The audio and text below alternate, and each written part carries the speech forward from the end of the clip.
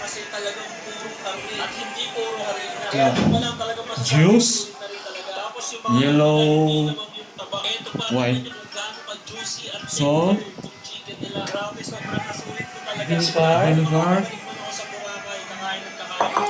Shake. Boracay kayo at bigla Drink. kayo mapapaplate ng samgyupsal. Ito talaga yung nare-recommend ko. Open.